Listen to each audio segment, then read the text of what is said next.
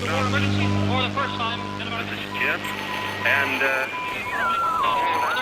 Receiving this message. We are Ken Jennings and John Roderick. We speak to you from our present, which we can only assume is your distant past, the turbulent time that was the early 21st century.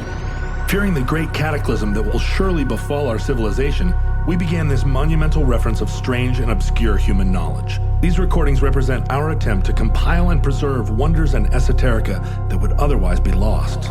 So whether you're listening from an advanced civilization or have just reinvented the technology to decrypt our transmissions, this is our legacy to you. This is our time capsule. This is the Omnibus.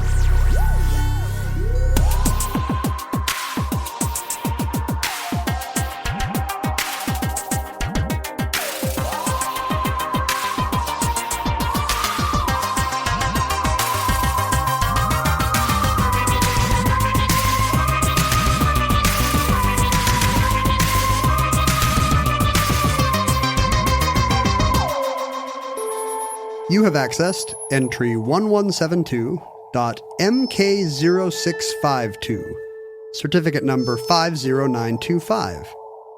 Sliced bread.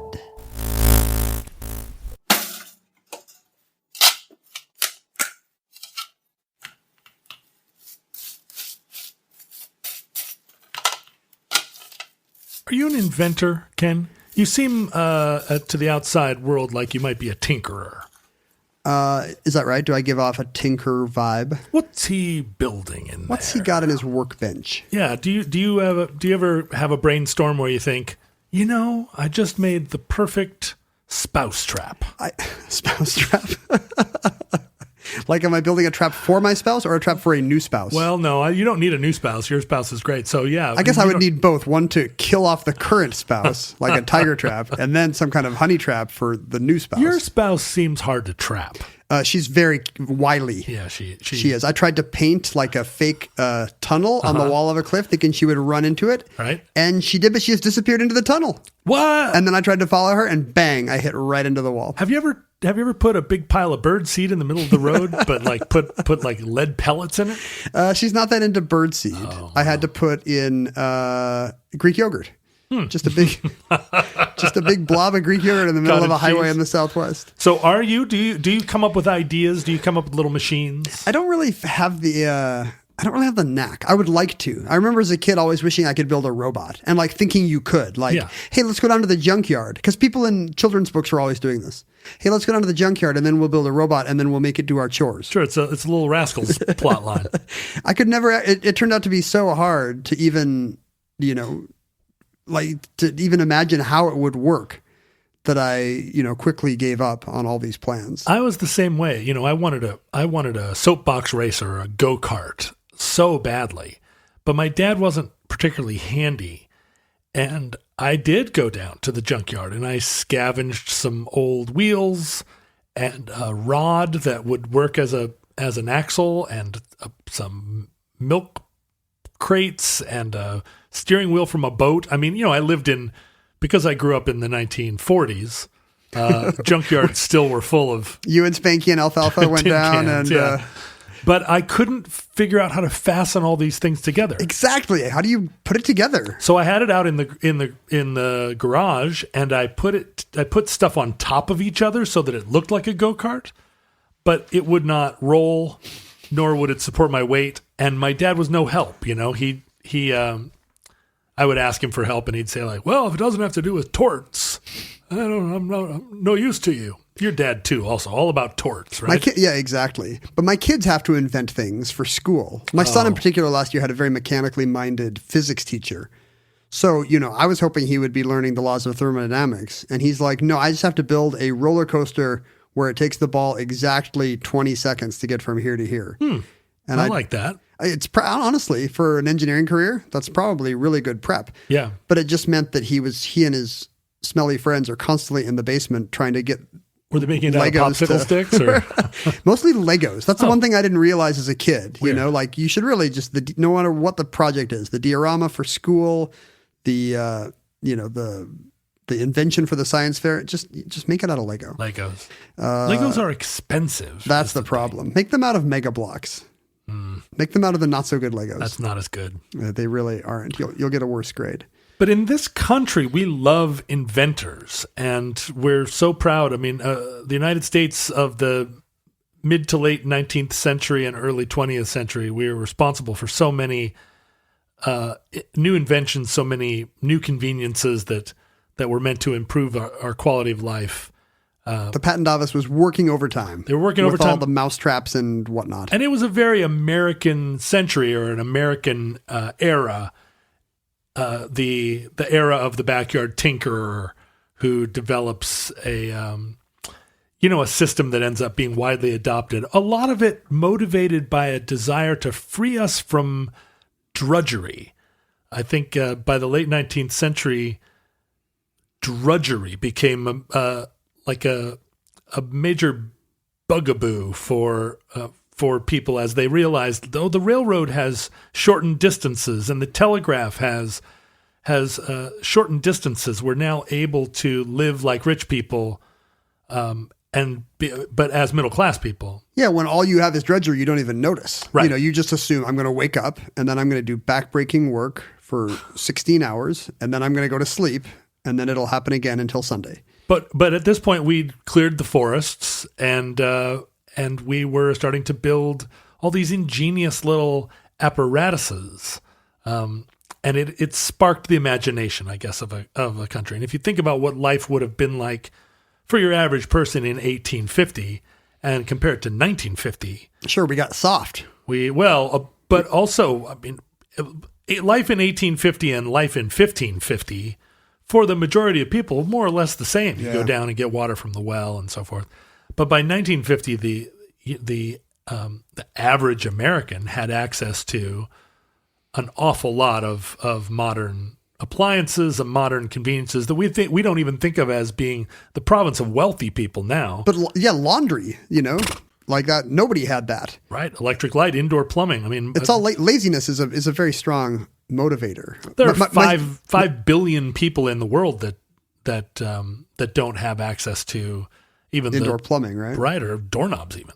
Or even doorknobs. If you could choose one, if you could only have a doorknob on your outhouse or an outhouse. Indoor plumbing is what I would choose. In fact, over almost if indoor plumbing is off the table, right? If you risk losing indoor plumbing to choose any other convenience, I'm going to go with plumbing. In a blind test. Well, it depends on where you live. Behind door number one, behind door number two. We live in a rainy climate. We have very strong reasons to not be wandering the yard in the middle of the night. Although you do it anyway. But wait, you're saying that if you lived in a desert climate, you'd love to go out in the middle of the night? Just go poop in the dunes. Poop in the yard. If you live in the desert, it's a big litter box, basically. Right, there's no need. That's right. To trouble your tent. But one of the phrases that has become kind of a like the catchphrase of this kind of tinkering ingenuity is a very distinctive American phrase. It's the best thing since sliced bread, or the greatest thing since sliced bread. It's a very interesting phrase because it suggests that the best thing you could think of in that moment, as you were trying to finish the metaphor, was sliced bread that came in slices rather than loaves. And because we are children of the late 20th century, we cannot envision a time when the lack of sliced bread was ever an issue for people. It seems like a pretty small extra step to slice your bread. When you think about the upgrade between a hole in the ground in your backyard and a flushing toilet next to your bedroom, that's game changing. Yeah. Whereas, electric light versus sure. And candles. To me, that's not there when it's a piece of bread that you have to cut with a knife versus a piece of bread that you don't have to cut with a knife.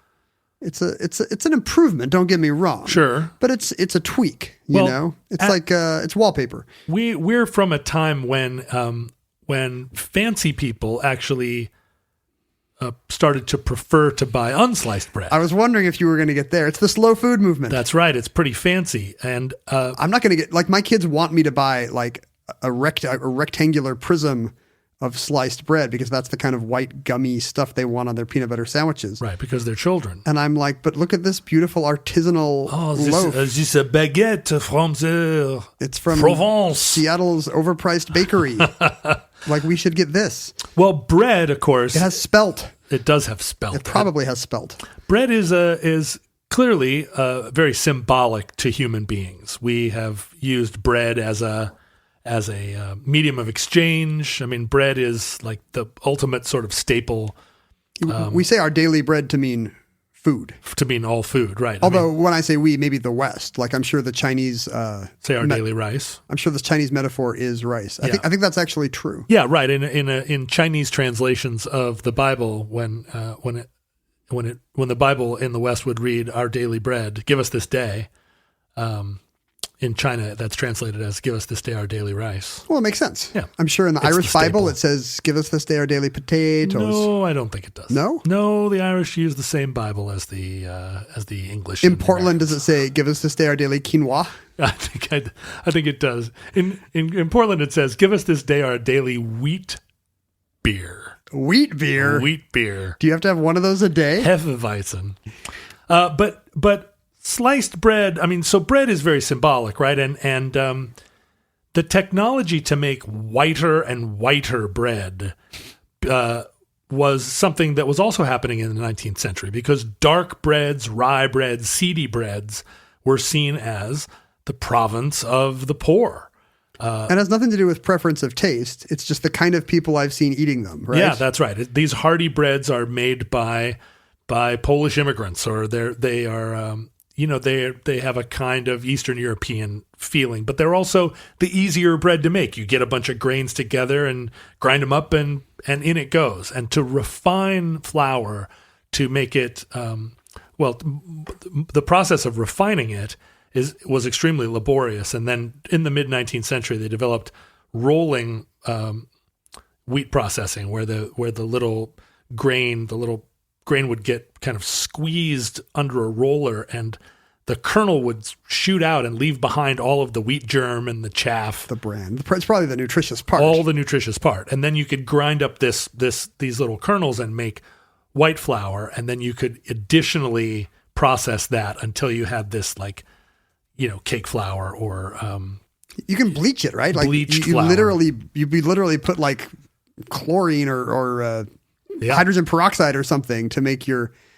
It's not an accident that it kind of, in addition to not being what I've seen the poors eat, it's also got a white pure color, right? Right. It just an accident of color theory means that it seems cleaner or nicer in some way. Like snowy bread. Right. And I'm sure it's led to all kinds of problematic racial views as well, this idea in our culture that White bread is better than brown bread. well, the white things are better than brown things, and white the nice white clothes are better, and we accidentally apply it to complexion as well. Right. It's awful. I don't know if it's an accident. It might be. Well, yeah, it's very self-serving for the people who happen to have the white bread colored skin.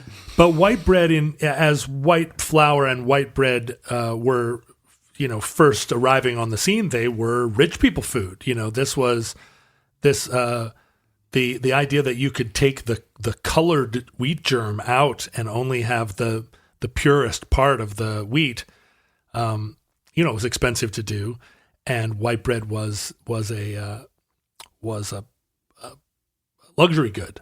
Things that often happens with food luxury goods, right? It's just whatever's hard. Right, whatever difficult to get. Like there. saffron doesn't actually taste as good as garlic, but saffron costs 10,000 times per pint what garlic costs because you have to pull it. It's much yellower. You have to pull it from the little yellow anthers of a crocus plant or something, whereas, garlic's everywhere.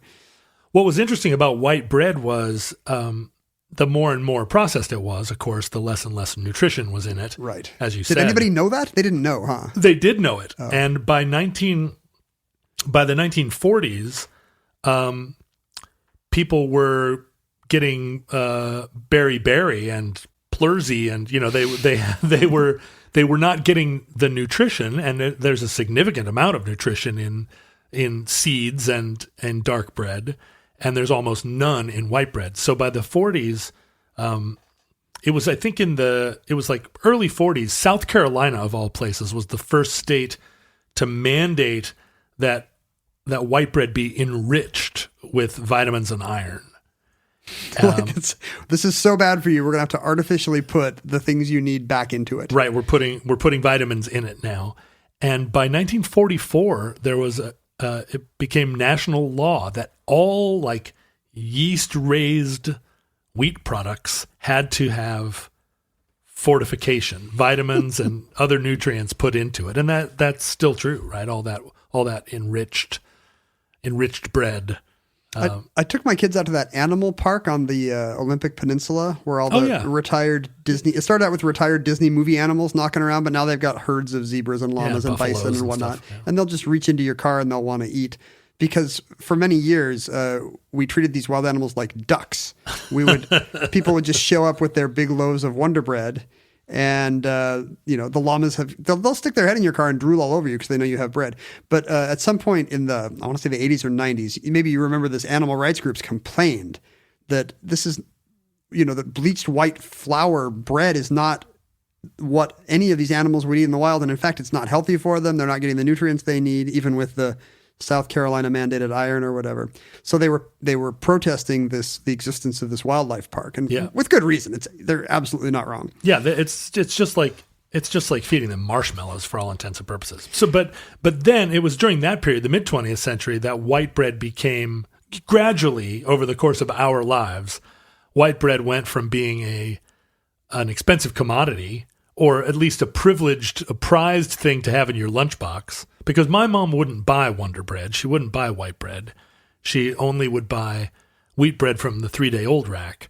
Like Oro wheat? Was it like a... Yeah. And so I would sit at the lunch table, opening my Speed Racer lunch pail and sitting kind of in shame at the honey-soaked crust of my Oro wheat, while all the fancy girls around me pulled out their Wonder Bread sandwiches. I feel like as a kid, we had the Wonder Bread first, and I associated that with my parents' generation, and I thought it was cool to have the brown, crunchier breads. See, you're a little younger than I am. And, that's what happened in the wildlife park as well. The park agreed to the animal rights protesters' objection that animals should not be fed white bread. And now what happens is when you drive into the park, they will issue you a loaf of whole wheat bread. Oh, that's nice. Which you can then feed the cheapest whole wheat bread to the llamas and the zebras and the bison. I'm sure that's much more like what they eat on the savannah.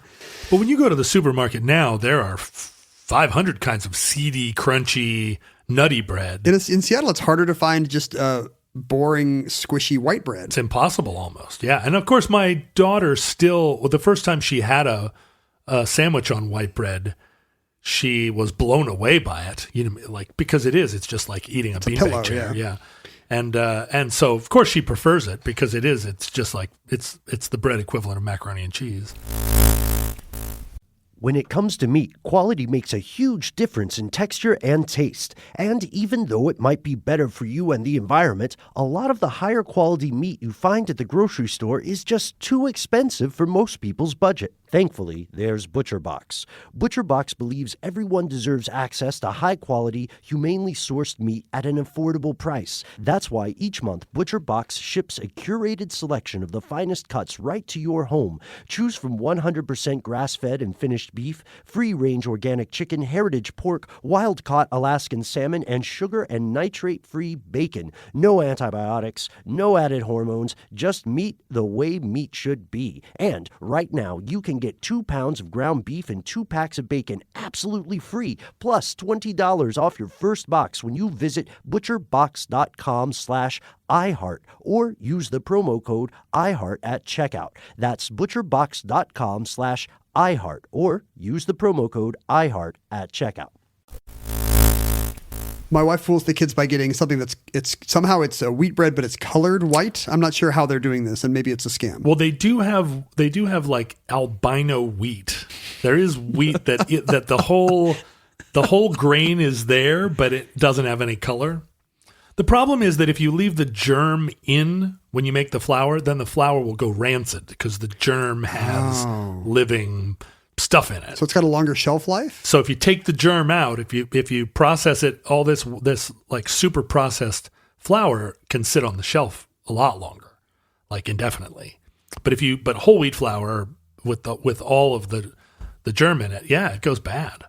So does the sliced bread metaphor refer specifically to, like, is that from the white bread era? I mean, who were the first people to sell pre-sliced bread? Well, so a lot of stuff was going on during this period. How much of this show is us saying a lot of stuff was going on during this period? Listen, a lot of stuff. Let me tell you about this period. A lot of stuff was going on. Unlike other periods, which had few stuffs. Throughout the 19th century and before, people recognized that toasting bread was delicious, and the way that you toasted bread was you had a little kind of cage. Yeah, you put the bread in the cage. You have to hold it over a fire in a rack. Hold it over the fire. That's right, and then flip it over and toast the other side. It's like making s'mores. I think I would rather just eat bread. That doesn't seem worth the trouble to me. Well, a lot of people felt this same way in the late 19th century, and during this age of invention. Sort of contemporaneous with Edison trying to perfect the light bulb, the other major research in that direction was to create an electric filament that would toast a side of bread. So they're trying to invent the easy bake oven, basically. These were the two things that mattered most to them. Like, we could get illumination from this technology, but also, could it toast bread? Could we get toast? And it was harder to get the bread toaster than it was to make the electric light bulb, because the electric light bulb, that filament heats up within the vacuum of the bulb. So there's no risk of fire. There's no risk of, it's a controlled environment inside the vacuum. Whereas a toaster, the filaments have to be next to something very flammable. Right. And the filaments would tend to melt. They tend to catch on fire. It was a lot more complicated to build the first toaster. So Thomas Edison's just a moron, basically. Thomas Edison's like, oh, he's over there with his light bulb. He picked the easiest thing, whereas in the next lab, Garrett Toaster is working on his namesake invention. Well, it was actually the first electric toaster is from Scotland. It was invented by a guy named Alan MacMasters. Not McMasters, but MacMasters. That's how I know he's Scottish. In 1893, but it kind of, it continued to evolve. It was sort of invented again in the U.S. in 1909. And the original toasters, you had to turn the bread. It would toast one side, and then you'd manually pick the bread up and flip it over to toast the other side. It's like, record players. Yeah, right, exactly. Eventually, they had the kind that would read both sides, but so then there was a lot of experimentation in the toaster field, trying to invent a toaster that would flip the bread automatically, like a jukebox. Yeah, it wasn't like they didn't imagine put the toasting elements on both sides. It was how do we get a lever or something that flips the bread, sort of like a Nakamichi tape deck. Can you imagine the guy that had the first, woke up in the morning and was like, wait a second, we could just have a second set of filaments? Well, I do know who that guy was. That was Charles Strike in 1926, who invented the first pop-up toaster, the first toaster that is like our contemporary toasters. It toasts the bread on both sides. And it knows when there's a timer to tell it when to stop toasting. Which was initially it was, the problem with early toasters was that the first set of toast you made took a lot longer than the second set because it takes all that time to heat warm up. So that was, believe me, toaster technology continues to evolve. There should be starter bread you put in, like this first marriage is not going to last here. Like char the hell out of this. They came up with various ways of sort of the toaster either preheating or toaster, insta-heating, having internal dynamics that would tell you when the toast was hot enough, like little temperature sensors. Gotta have a thermometer. But toasters now are one of the first places that the Internet of Things started to reside. Toasters that were connected to the internet. Toasters that there's a toaster that will take the daily weather report and toast it into your bread so that if it's a sunny day, your toast will look differently than if it's a rainy day. Answering a problem that no one actually has. No one cares. It's all those people who have been eating toast and are thinking, why doesn't this bread tell me the weather forecast? There's a toaster that actually has 2 slots for hot dogs. So you can toast your bread and 2 hot dogs. Like you put them in vertically. Can you put a bun in? Well, I guess. I think the toaster actually, the slots are rounder so that you can put buns in and make I mean, I guess that's solving a problem I didn't know I had. That's more like the solving the problem. What do I get, Dad? Right? Yeah, that's exactly what it is. Like this, nobody wants this thing, but it's a novelty, so it's a gift item. And it sits in the kitchen for about a month, and then Mom moves it to the garage. I guess we know hot dogs must be a sandwich if you can make them in a toaster. Uh-oh, you're just going to wade right into that, huh? I don't want to get in trouble. There are toasters remain kind of a problem in America. Do you have a Toasters remain a problem in America? Well, yeah, they cause like over 800 deaths from electrocution. Oh, right. Toasters are still like a little, because people just jam a fork in there. they're like a little electric fire on your counter, and yeah, there are all kinds of bad things can happen. Toaster can catch on fire at any moment, frankly, and that is probably at the center of our story, because the toaster, invented by Charles Strite, if you are hand slicing bread, I know you're a fancy pants, and so you do this periodically. You hand slice bread. I do have to hand slice bread. It's hard to get your bread into uniform slices, and if you're using an automatic toaster and putting sort of randomly sized slices in the toaster does not work as well. Oh. Bread will get jammed. If they're too big, they'll get jammed. If they're too thin, they'll cook faster than the thicker piece. That's right. One slice will kind of fold over and collapse under its own weight. The other one won't even go down or won't pop up, which is extremely dangerous. I mean, that's what usually happens. It doesn't go down. So the thing goes down, the bread sticks out, you jam it down, and then it won't pop up. You'll hear the click, but nothing pops. So we can only imagine how these worlds are colliding. But a man named Otto Rohwedder, who lived in Davenport, Iowa, he studied to be an optometrist. He was a jeweler there. He ran a series of jewelry stores, but he was a tinkerer. He was one of these great Americans who was out in the garage trying to invent a better mousetrap. And the problem that he identified in the world was that bread was unevenly sliced. Slicing bread was an onerous task. It took up so many man hours, and there was a way to automate it. And he worked in his garage on his automatic bread slicer. This is before the invention of the toaster as we know it, the pop-up toaster, but it is after the invention of the toaster where you need to flip the bread yourself. But these things are happening contemporaneously. We've got technology advancement on the toasting side. We've got people moving ahead on the slicing side. Like we've got wheat being refined. It's just like the moon landing. It's like the Apollo program. Let 1,000 white flowers bloom. Right. Like so much is happening at once. We're going in the bread field. We're going to transition from a time where loaves are shaped like turtles to a time when you can go into any deli in America and get a uniform ham and cheese sandwich that looks the same everywhere. And people love that kind of efficiency. If you can stack the bread neatly, it ships more easily. It really seems like future bread to these people. Well, Otto works and Otto had that great quality that a lot of inventors do, where he believed in what he was doing, and he committed to it fully. He sold his jewelry stores and poured the money into his bread slicing machine plans and mock-ups. His wife's like, Otto, come on, honey. But there was a tragedy. There was a fire in his workshop. Oh no! That burned all of his mock-ups, all of his designs, all of his plans. And it set him back 10 years.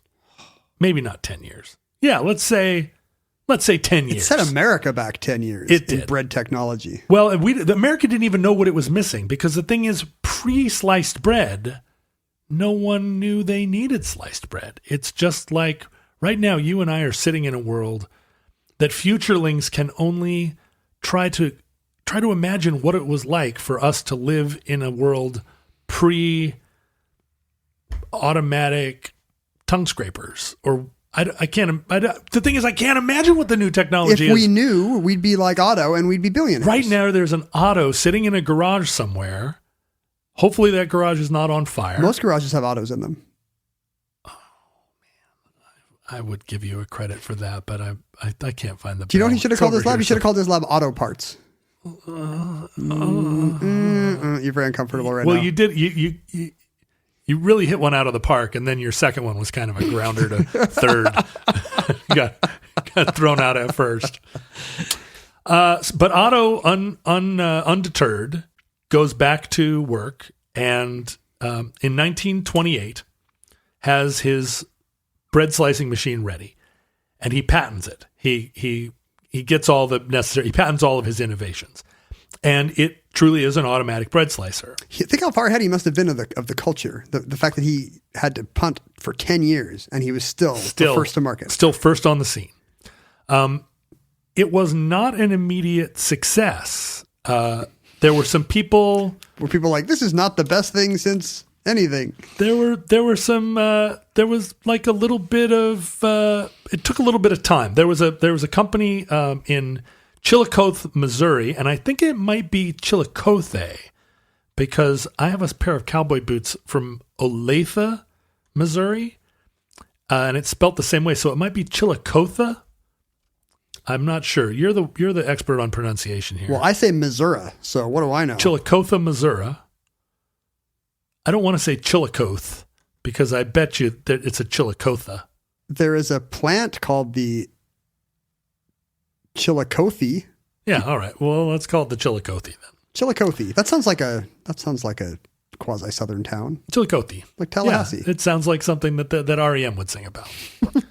But a company called Clean Made, and this is going to be a subset of this episode because Clean Made, which implies that the bread is cleanly made, right, is spelled KLEENMAID. Clean Made. And this was very that sounds popular. Sounds like a robot that's going to vacuum your rooms. Yeah, it's very popular in the 1920s and 30s to have these intentional misspellings as a way of expressing a kind of modern...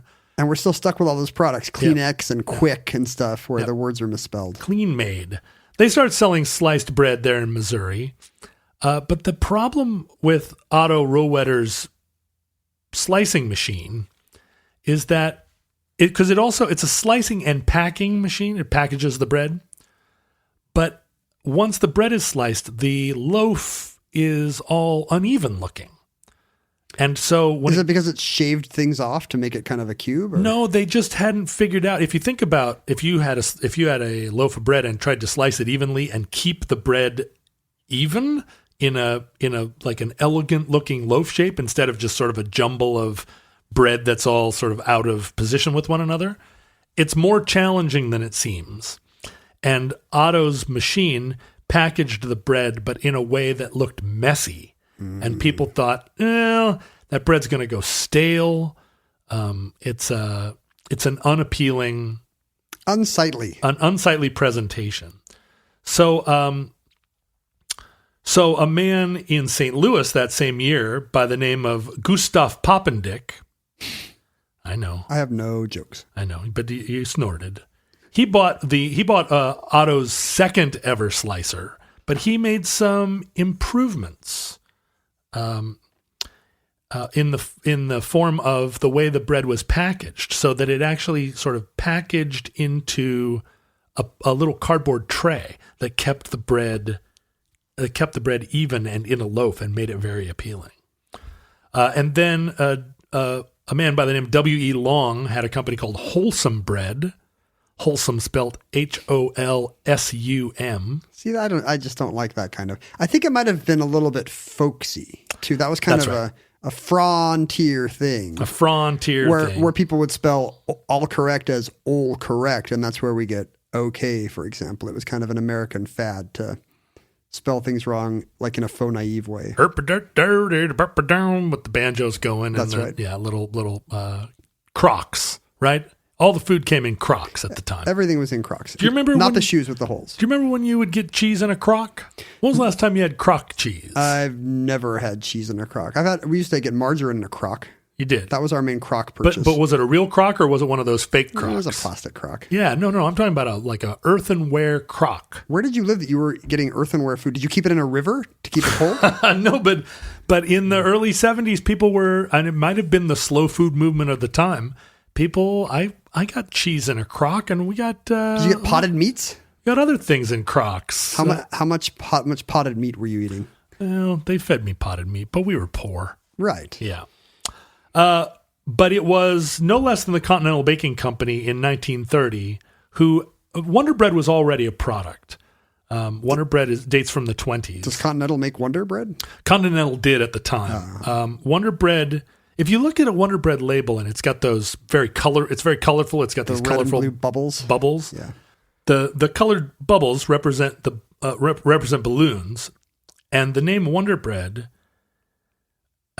refers to the sense of wonder that the vice president of the Taggart Baking Company, where Wonder Bread originated, the vice president Elmer Klein went to the international balloon race at the Indianapolis Motor Speedway, and he was so filled with wonder at the balloons, at all the balloons. This doesn't seem super bread related, Elmer. That he brought it back.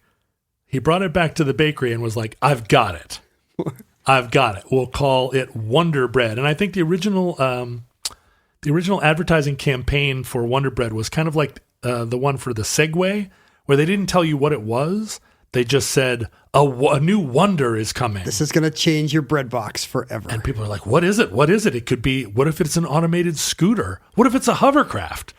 And it turned out to be white bread. I think more food should be named after just something cool and filled with numinous power that you saw one afternoon. Right. Right? Like ectoplasm noodles. A really nice waterfall tuna fish. A cool double rainbow potted meat. But as things go in business, right? Continental Baking Company bought the Taggart Baking Company. All these baking companies, not only do they have hilarious names like Come and Go, but they have they keep purchasing one another. It's a very competitive business. Did the Poppendit guy own Come and Go? No, but wouldn't that be wonderful?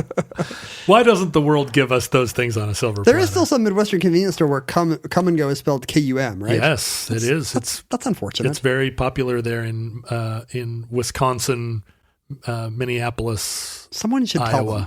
Well, I some think other know. state that has sex should tell them. The problem is that people from other states on road trips always pull over and take pictures of those places because they can't help themselves. And It's big business. That's right. So why would the place change its name? Fair enough. We're part of the problem. Have you always wanted to learn to play an instrument? Maybe you've even tried at some point, but gave up because you felt lessons were too expensive or that you just didn't have the time. Thankfully, there's Musician. Musician is the fun, easy, and affordable way to learn guitar, piano, bass, ukulele, and even singing. Just download the app to your desktop, tablet, or phone and start playing. Musician gives you 24/7 access to a vast catalog of video lessons from professionally trained educators, as well as thousands of exercises and songs across dozens of music genres, all tailored to your goals. And with Musician's award-winning technology that listens to you play, you'll get real-time feedback on timing and accuracy so you can actually see yourself improving as you learn. Start your extended 14-day free trial of Musician's Premium Plus package at musician.com/start.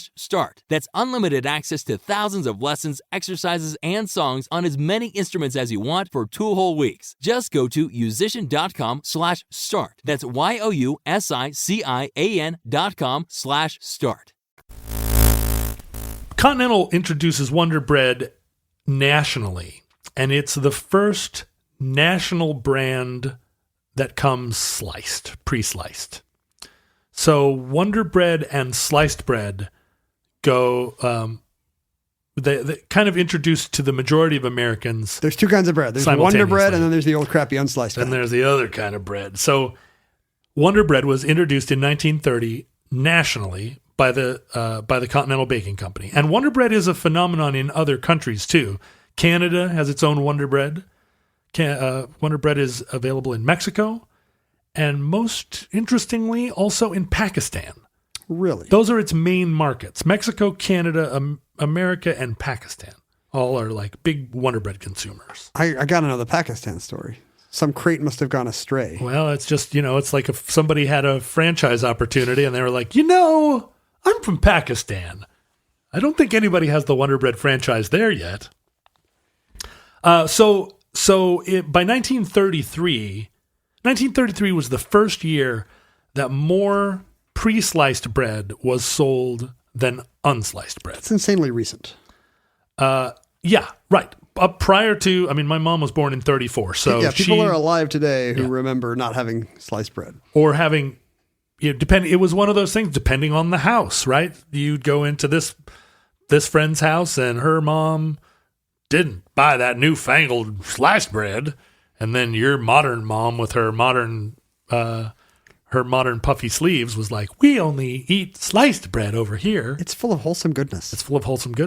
It's enriched. It's enriched because we squeezed all the nutrition out of it.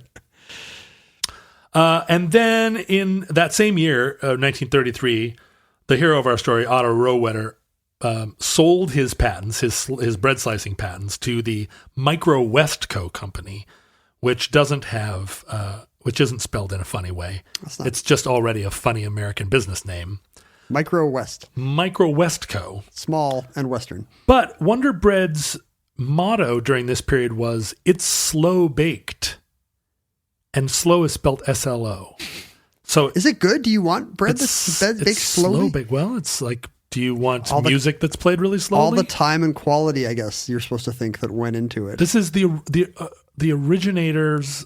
They are the originators of the slow food movement. It's just slow SLO. Did Otto get rich? Did Otto get his? He got rich and he became, I think he sold his patents to Micro Westco and he became vice president of the slicing operations. I think it was like the Rohwedder slicing division of the company. Nice. Wonder Bread later, after their bread was enriched, their new slogan was "Helps build strong bodies."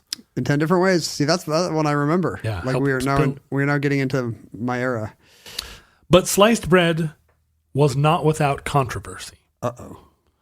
The best thing since sliced bread business, people started saying it fairly soon after the invention of sliced bread, because immediately following the invention of sliced bread, someone else had an innovation that they wanted to compare to this miraculous sliced bread. And so there was a feeling that, like in the United States, we kind of have a sort of uniform size of a bread slice, but other places around the world don't want to be confined to one size of slice. Like there's different applications. For this kind of sandwich, you want a big piece of this. And that's right. For Texas toast, you want a thick slice. Sure. In the United Kingdom, you can buy extra thick sliced bread, thick, medium, or thin. Does thick have two C's? Is that a hilarious misspelling? Well, that's how they do it in Ireland. Oh, no. In fact, Ireland, you can buy bread called sliced pan, which is either 800 or 400 gram loaves. In Japan, they have a lot of different sizes of bread slices, but it's measured in terms of how many slices are in a loaf. So you can get 4-slice loaf, you can get 10-slice loaf. Doesn't help me. I don't know how long the loaf is. Well, that's the thing. They need to go back to the drawing board with that one, as far as I'm concerned. The Japanese do not like their sandwiches on thick slices. They want thin slices. I'm imagining Japanese Wonder style bread as being incredibly square. Like, you know how when American bread is square, it still has that kind of boom at the top, like it poofs at the top and then a longer bottom. And I feel like Japanese bread really is like square like a sponge cake. Well, they cut it got extruded. They cut the crust off. Is that true? Yeah, they make it square. There's a sandwich bread in Japan is actually sold without. It's like cut super square. You're absolutely right. It's for moms who are tired of cutting off the crusts for their picky kids. Right. Well, or just like, I don't know.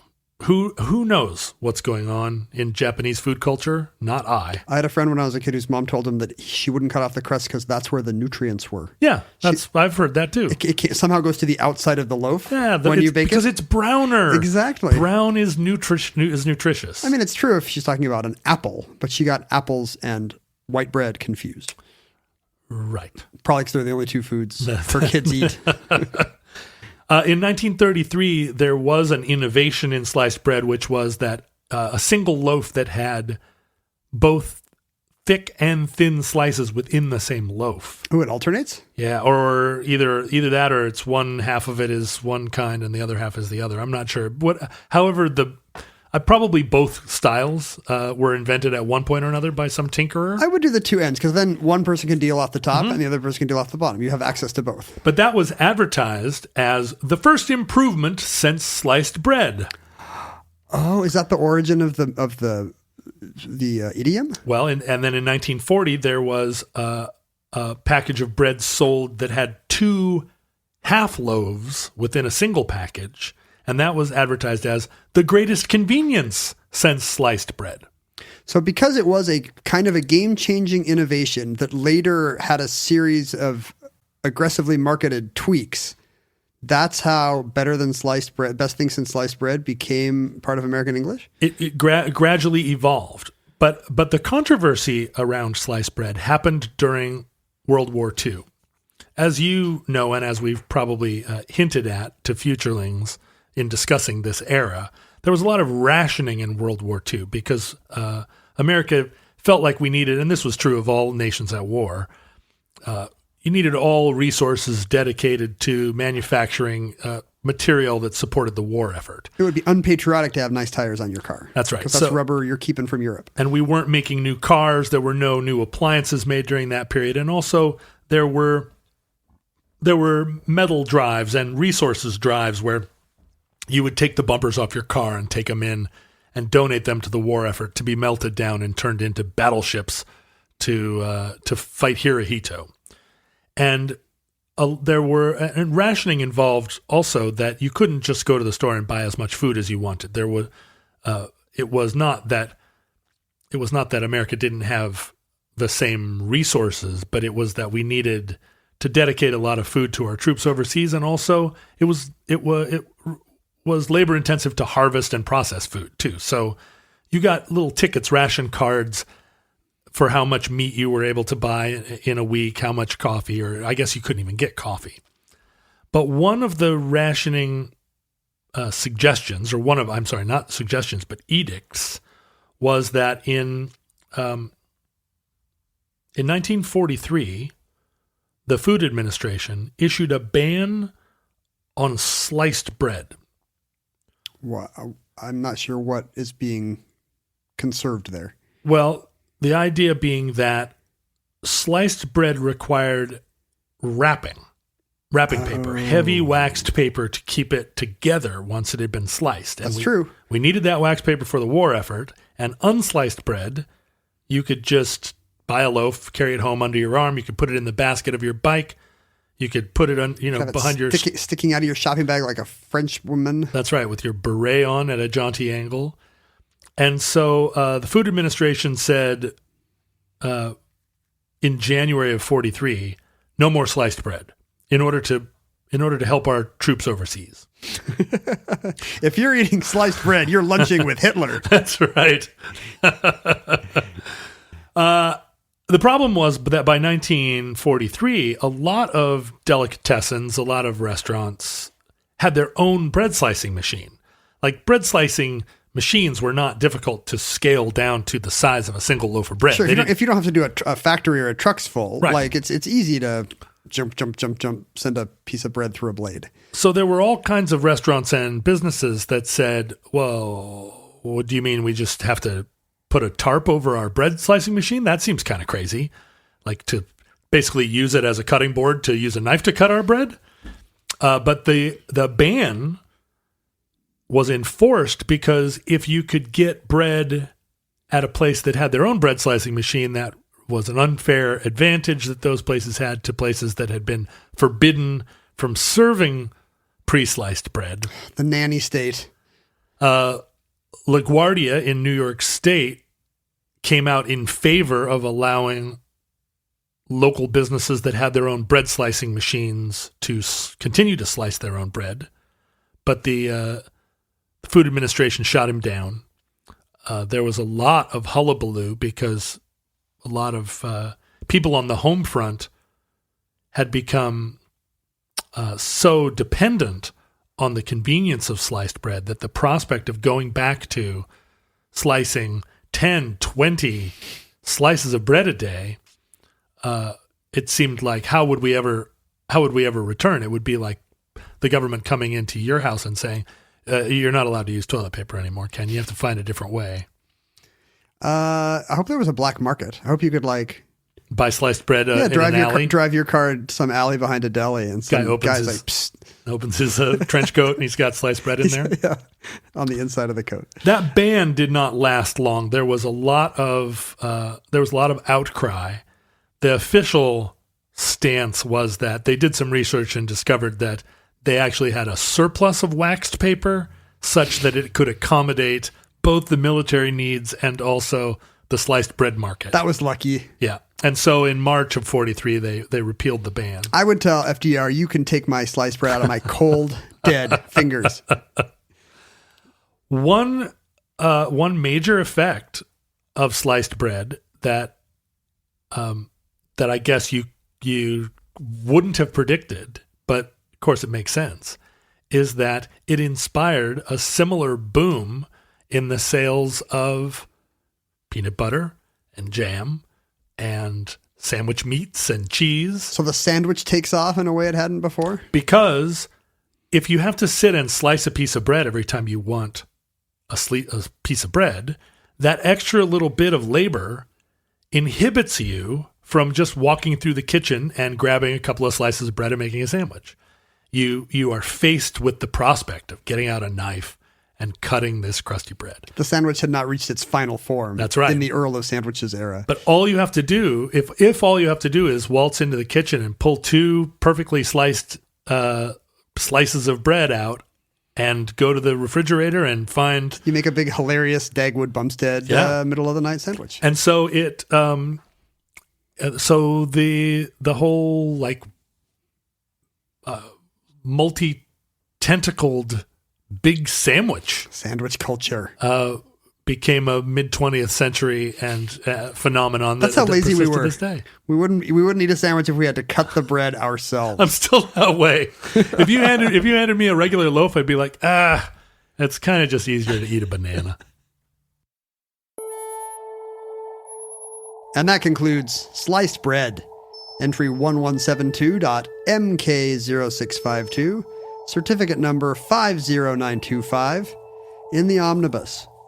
Futurelings, I know in your time you say things like, this is the best innovation since social media, possibly ironically, instead of sliced bread. But in our day, social media was the new sliced bread. We could not get enough of it. In the past, if you wanted to show pictures to friends, you would just be like, yeah, it's too hard. I'm not going to do that. Like not making a sandwich. But once there were channels available, once your information was being bought and sold to bots and solds, it was easy to do so. And so John and I were at Ken Jennings and at John Roderick on Twitter and, in John's case, Instagram. We were at Omnibus Project jointly on every social media network we could think of. We were VSCO girls, whatever that is. What? Say what? That's the best thing since TikTok, John. I see. It's the best thing since sliced TikTok. And we encouraged, even on Facebook, a site we hated, we encouraged our supporters to congregate on the Futurelings fan page. We encourage you to look them up, to revel with them, join in their revels.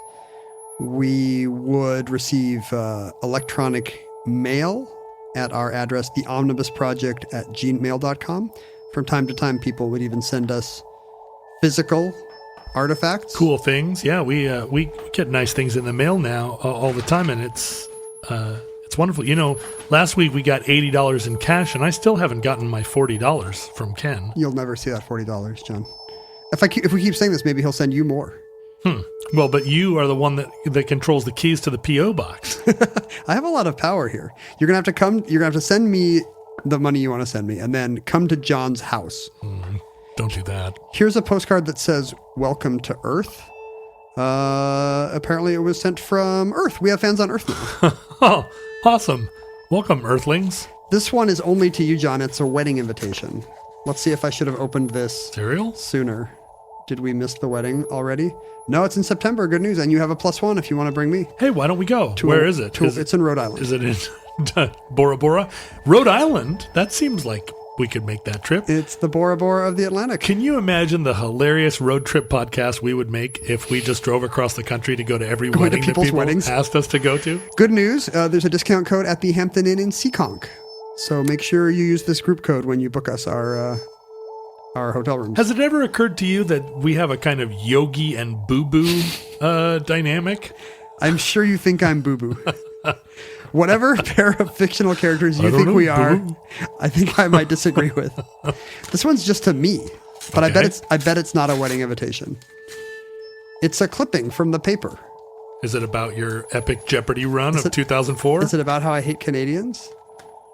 Oh no, it's It's from the Washington Post? What is it? What newspaper is it from? it's from the Omaha World Herald. Okay. Often confused with the Washington Post, except one of them brought down a president, and one of them has the Junior Jumble.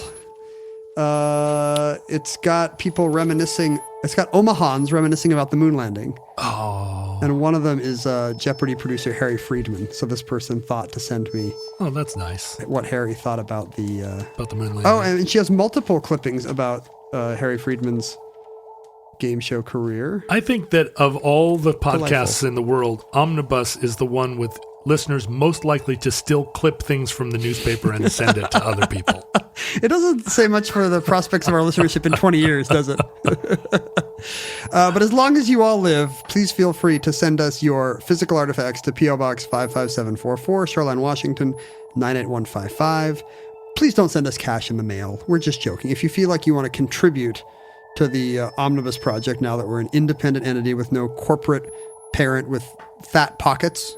That's not an expression. Fat pockets? Fat wallets in deep pockets. No, I think fat pockets is the way to go. I've got deep wallets in my fat pockets. When you were coming up, the thing is you were in Korea, you missed the whole fat pockets era. But that was a real... What article of clothing would have fat pockets, are you imagining? You'd put a fat pocket in almost anything. Could I have a pair of gaily colored jams? If you had Jam jams shorts? with fat pockets...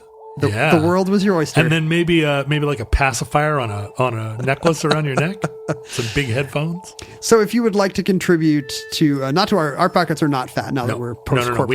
We have thin pockets. We have thin threadbare pockets. But if you would like to put virtual cash in them to make sure the Omnibus continues for a long and healthy future, you can do so at patreon.com/Omnibus Project. I think this is also the point where you tell people to go to Reddit, and I'm not going to do that. Omnibus_futurelings at Reddit.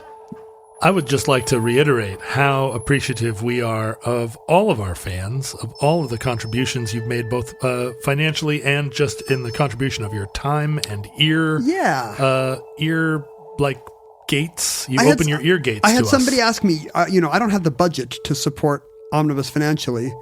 What can I do, Ken? And it was that part where Malcolm X is like, nothing, cracker, and he walks away. No, I said, you just tell a friend, tell a friend, that's right. Tell a friend, write a nice review for Omnibus on whatever the time capsule ranking log algorithm of your era is. Yeah, that's true. Now that we are an independent show, we no longer have the media budget to continue to grow our audience. We are reliant on the word of mouth, our fan community. So spread the word about Omnibus. If you have mouths, use them. If you have what do you have instead of a mouth? Yeah, click your mandibles together. Gastropod, word of gastropod. Communicate through your farts, your pheromones. Oh yeah, send out the odor of I like Omnibus. Broadcast your musky scent. Listeners, from our vantage point in your distant past, we have no idea how long our civilization survived. Obviously, we hope and pray that the catastrophe we fear may never come. But if the worst comes soon, this recording, like all our recordings, may be our final word. And by that I mean, like all our recordings until the next recording. At the time we recorded each one, we were under the impression that it could be our final word. That's right. Clearly now we know that many are not. Yes, all of our recordings are not our final word. Except for this one. This one could be. Absolutely. Once again, we are confronted with the fact that this may be our final word. We're quite certain that many are not. Gold hats, not our final word. That's right. The tea fenestration of Prague, absolutely not our final word. Furries, hard to think that they could be our final word. No, but sliced bread, What if it is? could be our final word. But if Providence allows, we hope to be back with you soon for another entry in the Omnibus.